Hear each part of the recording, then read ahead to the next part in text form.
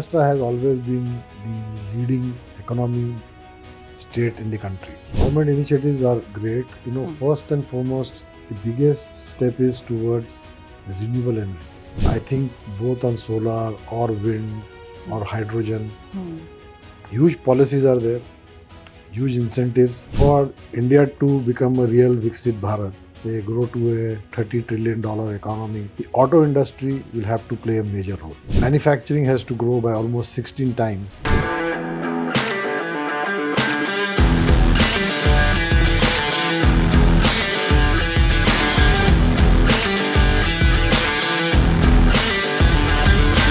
Hello and namaste. Welcome back to another episode of the Viksit Maharashtra Bharat podcast.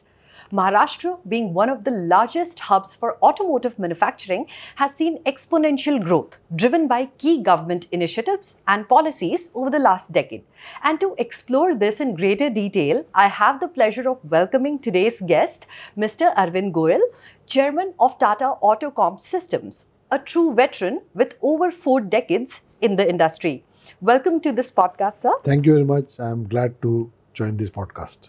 Sir, to begin with, Make in India initiative has been at the forefront of industrial growth in India. And if we look at the manufacturing sector, India has emerged as a hub. So, could you shed some light on how the automobile sector has evolved under this initiative? See, for India to become a real Viksit Bharat and say grow to a $30 trillion economy by 2045, the auto industry will have to play a major role. Because manufacturing has to grow by almost 16 times to India to become Viksit Bharat, and 40% of the manufacturing is auto component industry. And as soon as the per capita income keeps going up, today from $2,500 to say $18,000 or $20,000 by 2045, you can imagine number of people who would like to buy automobiles. So the auto industry growth has already started. It has been seen post-pandemic, there has been a good growth. And also with the new government policies to get newer technologies like electric vehicles, hydrogen vehicles, flex fuels. So there have been PLI schemes, and government of Maharashtra has PSI schemes, which they give you on whatever the GST you pay, they give you credits for that. And the electronic schemes, because a lot of automobile will become more and more electronic. And say by 2030 itself, a car would have almost 30% plus electronic cost inside the car. So the government initiatives on the electronic industry is also there. So also the road tax, GST on the newer technology vehicles is a lot of concessions. And now the new scheme for a larger industries on taking people for giving training, etc. Like internships. This will also help larger ecosystem. And auto industry uses huge amount of MSMEs. Yes. MSME is the backbone of the auto industry. And so this is also benefiting them because there is a growth. On top of it, given the geopolitical situation, India is also becoming a major export hub. And certainly other countries like Vietnam and Indonesia are also participating into it. But India has a large workforce, a lot of engineers, we speak the same language.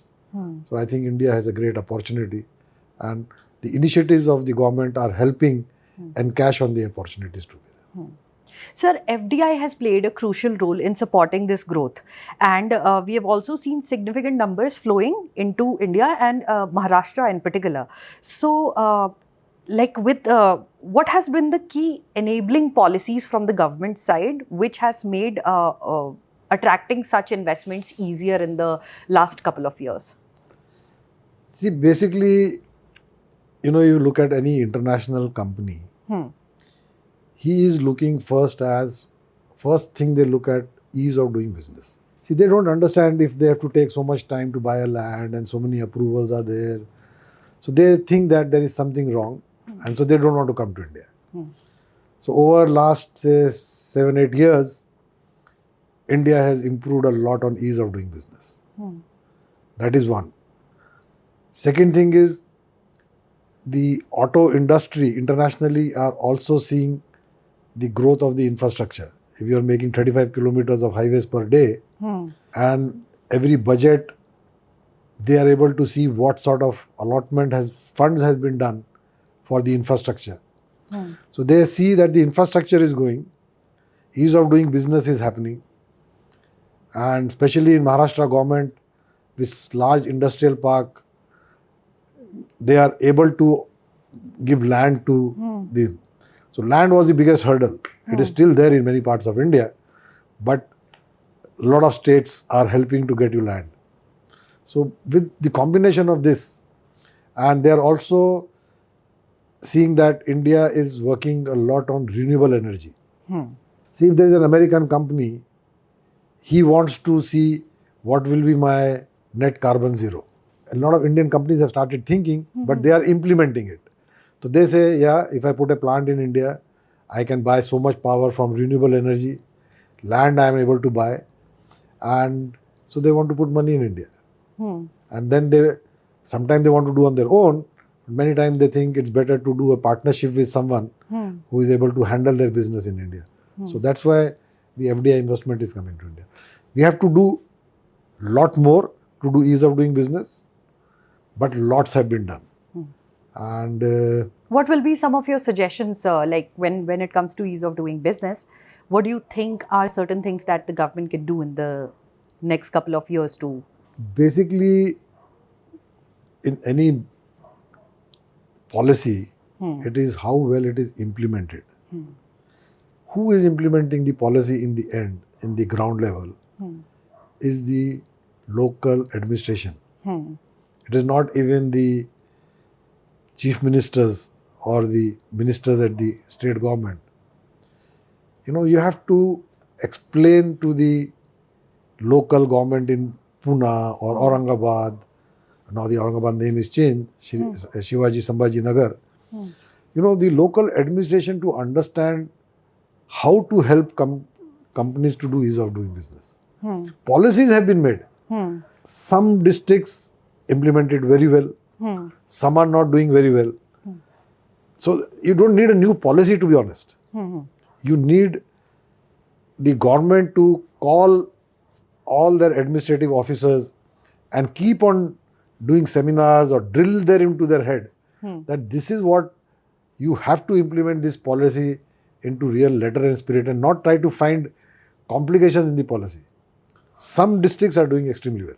So do you think this is happening, that the government is actually getting some sort of accountability from the district level administrations as well, because all of this needs to happen soon and in a proper manner? So do you think it is happening? Yeah, see, what happens in a policy doesn't mean everything has to be written down to the nth level. You're not drafting a constitution. Something are implied understanding between the policy. So implied understanding of few district collectors is one. Some district collector doesn't want to take an implied meaning. So if collectively everybody has to take that implied meaning to help grow, this has to be a training session for them by the government. And this is what they can hire consultants, they can do themselves, but they have to constantly teach them that please implement the policy to the letter and spirit. Sir, one of the biggest developments that we have seen in the last couple of years is the transformation of the logistics and infrastructure.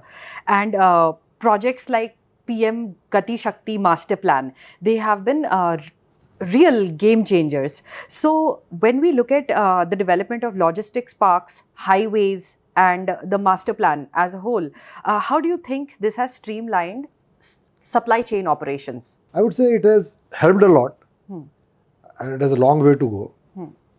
And directionally, the logistic policy, PM Gati Shakti, then is all in the right direction. And the highways are getting constructed, modernization of ports is happening. the new airports are coming in, and like India has 150 airports. By Viksit Bharat, you'll need to almost have 500 airports. So it's happening. You're finding so many new airports coming in, number of aircraft, because many things for export you have to fly out. So that's also part of logistics. And India still had, say, if you look at, we have plants in China as well. I have plants in Europe, in Mexico, in US. India still has the highest logistic cost. If I export a part out of China, and the same part if I have to export out of India to Europe, my logistic cost is almost 10% higher than China. So whatever savings you do on your manpower and the other benefits which government of India is giving on PLI schemes, etc., but your logistic cost was higher. So from 10% differentiation in the cost, with all the initiatives which government has taken so far, it has now come down to 6.5. Okay. So it has improved, but it is still higher. With the way infrastructure is getting developed and it will take time. You can't just build in a day. The new ports and the expansion of ports.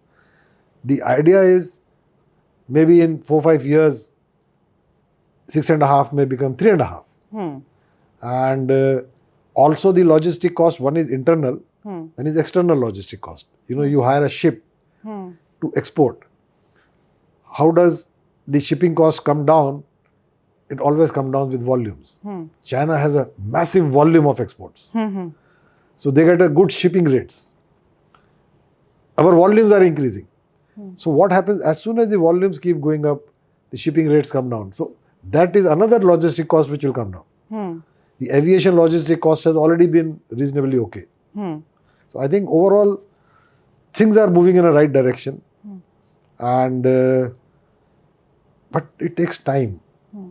So what are some of the challenges that you encounter when it comes to automobile supply chains? See, supply chain, one should not think that we will have 100% things in India and we should only make in India. It's not going to work.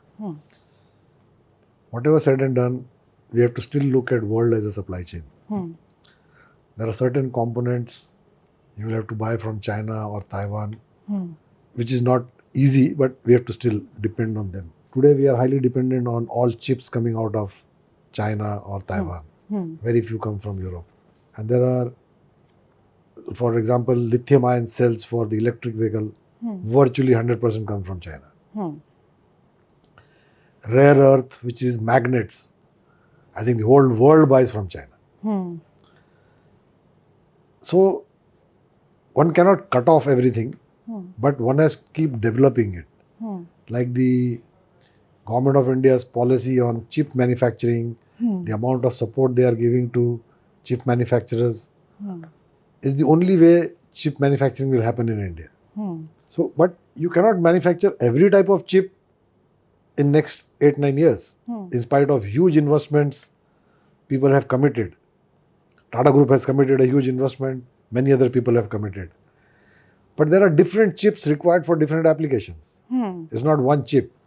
A chip for an iPhone is very different, and like a car needs almost 400-500 chips, and there are very, very different chips. It's not a one chip.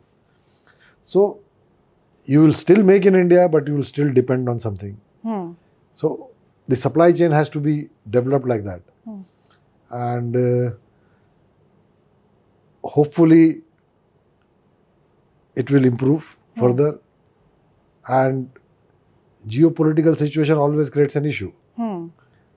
For exports, we had a huge issue from Red Sea, and then buying from those parts of the world. And then you have an issue, ships are not taking, then you air freight, the cost goes up. The customer doesn't give you a higher price. So there are issues. Huge improvements have happened because of infrastructure itself. Where we were there 10 years back, there were huge improvement 4-5 years back, and now there is further improvements. But many people think that everything should be made in India 100%. It is not feasible because you don't have volume of everything. And as soon as you move towards Viksit Bharat, per capita income goes up. We make, say, 4 million cars in India. China makes 23 million cars. And if you sum of the chips, if you want to make, you need to look at least 60, 70 million cars. So you have to export out of India and also use in India. So Indian volumes are also going up, export requirements. So as a combination, things will change. But we have to still depend on some imports. So should India be focusing on capacity expansion, or like you just mentioned, that competing just with the numbers is not going to work? Because if we are manufacturing 4 million cars, China is doing a larger volume, much larger, almost 4 times. So capacity expansion, should that be the focus for the government as of now? No. Capacity expansion means you have to have a market to sell. See, all OEMs will expand capacity as soon as the market is there. So I don't think government needs a focus on capacity expansion. Government is helping industry to export. If industry is able to export, they will expand capacity. See, all the auto industry is private sector. Yes. So private sector will invest into it as soon as he sees business. So that's not an issue. What I'm trying to say, on a supply chain, there will be still imports. You will have to still look world as a market to buy something or the other. Even though you may achieve 97, 98% local parts, but there will be still 3-4% imports. So, what role has the expansion of port infrastructure and multimodal transport networks had when we look at all the ports that the government is developing across India? So, have you seen any change in turnaround times or the shipping times and such? No, certainly huge improvements on turnaround time. As soon as the ship gets berthed, the materials are unloaded. Improvement even with the customs clearances, which used to take so much time. Now it is all faceless, to be honest. And you just file your bill of entries and it gets approved. You pay electronically all duties and material can move. And huge improvement there. But what happens, certainly some people here and there do some frauds. And that then derails the whole system, because naturally the government guys would like to see everything. So it is also for all the people who are importing, if they are far more sincere and do exactly as per law, I think it will really help. But huge change from the industry point of view. So in Maharashtra, when it comes to a proper road network, or for that matter port infrastructure or rail connectivity, and everything has been happening at a tremendous speed and scale. So how has this impacted or rather improved the efficiency of the automobile supply chain? See, certainly in the end, huge amount of vehicles come every day and vehicles go out every day, because you have to buy material and then sell material, and automobile guys buy material and sell vehicles. So I don't know how many trucks in Taco itself. We may be getting about few thousand trucks a day, and few thousand trucks are going out a day. Really? Yeah. Right here? Right here. Okay. So the number of vehicles which move, not all are big trucks, some are small, some big, depending upon, because you also supply just in sequence. As soon as the vehicle drops, you should supply vehicle. There is no inventories to that extent. One is Maharashtra had a huge issue of octroi, which the government abolished. So what was, could you explain to our viewers, because even I would want to know. See, octroi was a local municipal tax. Okay. So they used to have 8-10 guys sitting there, and the vehicle cannot cross that. He has to fill a form, give what you are buying, and then they will put that this much octroi has to be paid. Okay, you can pay electronically, and but the vehicles are stopping. There is a huge queue. So all that has been abolished. So there is no queue now. So how much time was wasted in this queuing up? Because if it's thousands of vehicles, so approximately how much time would be wasted right there? From my plant, if I send a vehicle to Tata Motors, today I can send 3 or 4 times in a day, a same vehicle can go and come back. Earlier, only 1 time a day. So it is 3 to 4 times efficiency which has improved. Okay, Just by that's removing, massive. That's massive. And top of it, then there will be issues. Oh, this part required 1.5% octave, that requires 2. Your nomenclature is, and then you have to have legal guys, finance guys fighting out.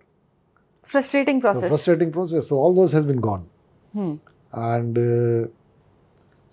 and with the infrastructure improving, all these issues getting resolved, GST coming in, everything has a simple nomenclature now. Otherwise, the nomenclatures used to be very complicated. They say, this part requires so much excise duty and that requires you have nomenclature like this. So nomenclatures have become, life to operate has become easier. Okay, So it sounds much easier. Much easier to operate. Sir, when you spoke about the infrastructure, I would also want to ask you about the importance of industrial corridors and SEZs. So a lot of industrial corridors are coming up as well. The Delhi-Mumbai Industrial Corridor and SEZs are there. So what is the long-term impact it will have on the automobile industry? No, see, what has happened, a lot of industries is getting concentrated in few zones. If an industry comes there, all supplier industry comes there. And if you make a new industrial corridor, you actually can start creating more cities itself or more places where the industry can grow. And once the infrastructure to travel and all becomes easier, and housing, colleges, everything will come in just in the industrial corridor. It's not only industry. And so you'll have different places which you can operate. And the tax structures, government has incentives are there. So people will go. See, today if you take incentive, but you need people to go and work. If people say, no, I can't go and work there because there are no good colleges, no school, I have kids, everybody has some reason or the other. And then what happens if not good people are going, you have quality issues. So with these industry corridors, a lot of these issues get resolved. Holistic development of a space would. And what will be the number of jobs that you see that will be created? Because we have a huge youth workforce, which is right there waiting for jobs. So how do you see this impacting employment? See, as I said, the Viksit Bharat, if India has to become by 2047, which I think most of the industry is very optimistic about it. It is one of the very difficult tasks which government has very well articulated, structured it how it can go.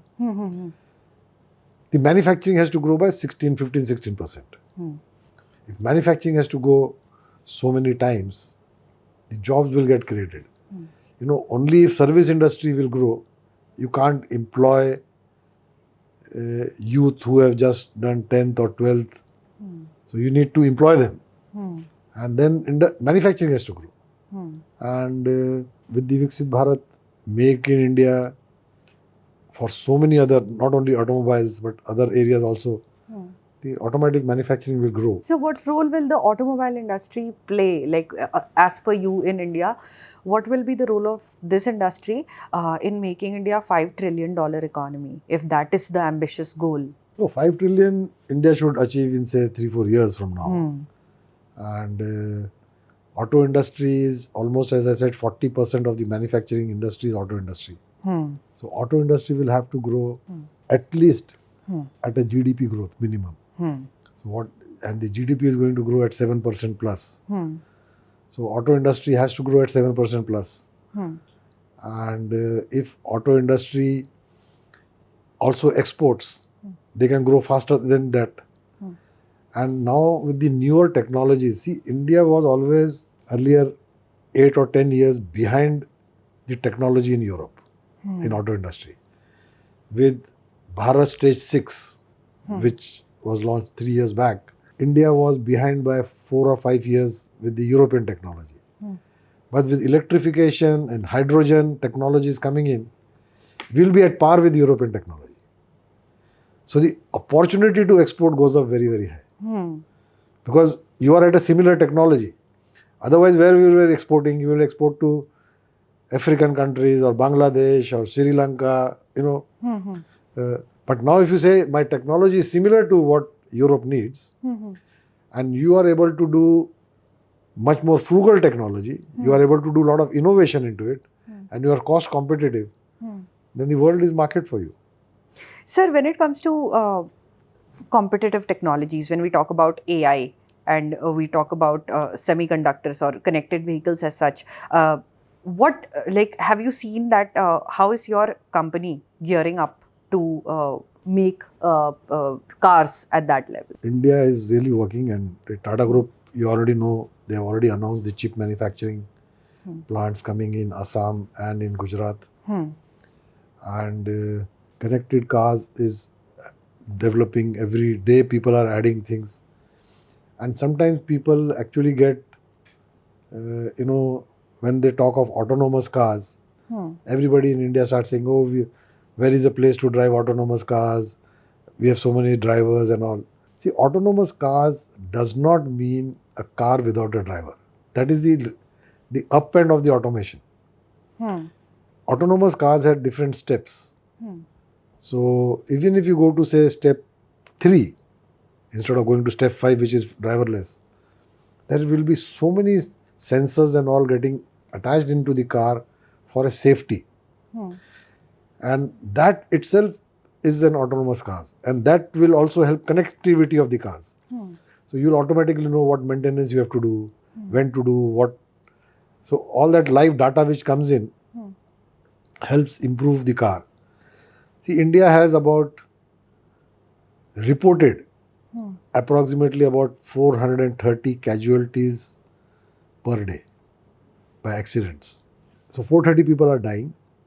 How many people must have lost their leg or hand or fractures or something is mind-boggling numbers. So if you do to put more electronics in the car, more sensors into the car, can you bring this death rate from 430 or 440 to less than 100 a day? And then how can you bring lower? All this is going to happen with electronics. And that is another big benefit which will come in and which is happening day by day. And that's why people call it software-driven vehicles. So most of the big Tata Motors is working, I know, other OEMs must be working. And this will happen another 3, 4, 5 years. So a lot of benefit will come in. So you can imagine if you say India is having less accidents, what will happen? Hospital costs come down, insurance costs come down, a lot of other costs will come down in the country.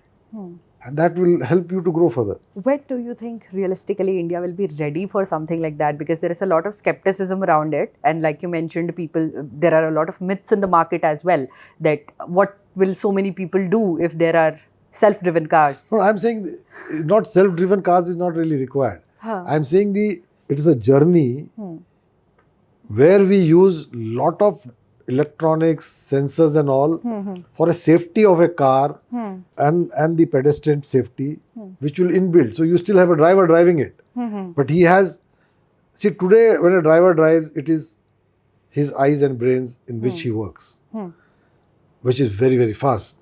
God has designed human being to operate at a very, very fast speed.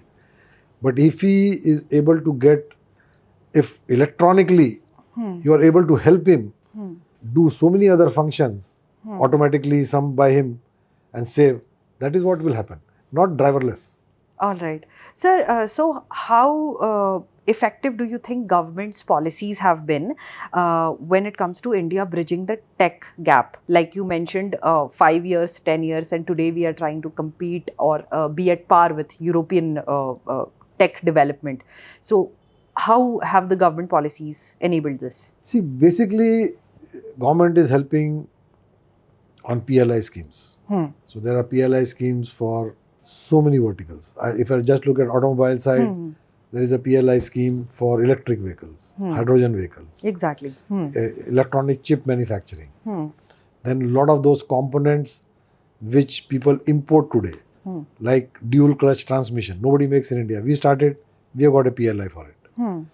Then the battery management system, it was all imported for electronic vehicle. So government has a PLI. So we are developing it. we started making local, because that support is needed, because otherwise you'll always keep importing.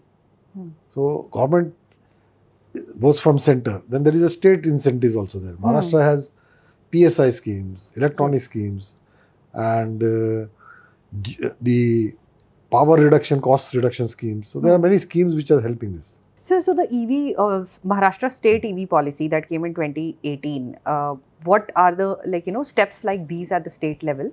What have you seen in the longer run? How have these policies panned out? See, certainly these policies are helping for bridging the cost of a ICE engine versus electric vehicles. See, whatever said and done, in India, 95% of the people are not buying cars to reduce pollution in the country. Right or wrong? That's what we think. You think everything on economic terms. I buy a car, you look at two things. How good is a car? How good is my economics? And a very rich guy, he has a big car and it's okay. He wants to make a statement, he can buy an electric car to say, oh, I drive an electric car. But that's a small volume. Ultimately, it should become good for citizens. They think it's cheap for me to buy on a long term. If a 5-year cycle with my cost put into it, it is cheaper. So these policies help you to bridge that gap. And with the other costs coming down by localization, battery prices coming down, it will become more and more equivalent, viable between ICE engine and the electric cars. And the infrastructure has to get developed, because people are very anxious. What happens? I'm driving here to Bombay and I need a charger. There will be a charge. So government has already told Indian oil companies to put on their petrol pumps a charging station. Other charging stations are coming. And I keep asking question to people, how many times you really go on a long distance? If you supply a car in Pune, 90% of the time it is moving in Pune. Or you supply in Delhi, or Delhi at least still people may go to Gurgaon or Noida, which is little longer. But it is not going 300 kilometers a day. So there is enough, and then you can charge in your house, or if you're living in a society, if there are charges, they can charge. So the government is now helping putting chargers. So the things are developing. So I think it will improve. All right. Sir, the government, what do you have to say about the government's goals of reducing carbon emissions and adopting greener manufacturing processes? So how is Tata doing that? See, Tata Group Chairman Mr. N. Chandrasekharan has already announced, and it is there, that as a Tata Group, we will be net carbon zero by 2045. The government of India has announced the country would become net zero by 2070. But we are a very large group and different verticals. The most difficult are Tata Steel and Tata Power. From the carbon net zero point of view, the group chairman has already announced, and all companies are working towards it. Some companies have to achieve 2030, 2035, 2040. The end date is 2045 for Tata Power, Tata Steel, and I think Tata Motors commercial vehicle. Everything else will be much earlier. So everybody is working for it. So you're all set to align yourself with... Oh, we have to do it much faster. We have to do it much faster. The group is very, very clear on these, and not only net carbon zero, on biodiversity, huge targets within the group. Sir, like we are discussing net carbon zero, and India has been able to meet its UNDP goals as such. Even the COP's Paris summit, the climate summit that happened, and over a period of time, India has set ambitious examples and ambitious targets and been able to meet them before time. What do you have to say about the government's efforts in this area, where it is trying to set targets and meet it when it comes to sustainability and environment? We have seen a lot of buses, like the Mission Life, I think, FAME buses, electric buses that are plying major cities in Maharashtra as well. So what do you have to say about that approach? No, it's government initiatives are great. First and foremost, the biggest step is towards renewable energy. And I think both on solar or wind or hydrogen, huge policies are there, huge incentives. And I think a lot of industry has come forward to do. Tata Power is also doing a lot of stuff there. And if you use renewable energy to charge your electric vehicles, you are actually not using any other method of power generation. So if there is a power generation from coal, you're not using, because you can use renewable energy. So I think that is a step which government is supporting, government is helping industry. And I think it's a huge step. And also the new scheme of government to give solar in the houses of people all over the place. Even cities, they give, if you put a solar in your house, they give you 70,000 rupees. You get remitted to your account. And I think this will change. And India is fortunate to have sun throughout the year. It is not like Scandinavia where you can't see sun for 3-4 months in a year. And many places in India there is enough wind energy. So all this is going to develop, and this will help in the end as a nation to achieve net carbon zero.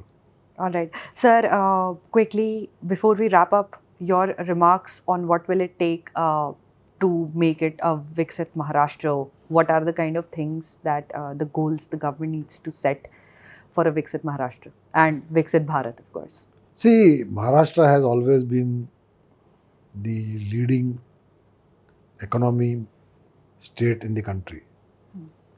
The amount of GST collection in Maharashtra is nearly double than the next state. And now the new road which has come from Nagpur to Nasik and Mumbai and Pune will help put a lot of more industries there. So I think developing industries, developing greener way of producing electricity, and huge effort the Maharashtra government is taking on skill development. So skill development is so important than any other topic in this country today. I think private sector is putting a lot of effort. Tata Group is putting a lot of effort. Pune industry, I've seen Bajaj and others putting huge effort on skill development. Huge support from government of Maharashtra. I think one of the most important thing for India to really become Viksit Bharat is amount of energy and effort the leadership of this country, both from government and private sector, needs to put on skill development. That is going to change. And certainly the new education policy will also help groom people in India aligned towards what industry needs. And both education policy and the skill development would be key for the further growth of this country. Do you think steps are being taken in the right direction? Yes. Much more need to be done. But I think we have moved the needle a big way. But I think much more need to be done both by private sector and by government. All right. Thank you so much, Mr. Arvind, for joining us today. It was a very insightful discussion. Thanks a lot. And we are very optimistic about Viksit Bharat 2047. Thank you, sir. Thank you. Thanks a lot.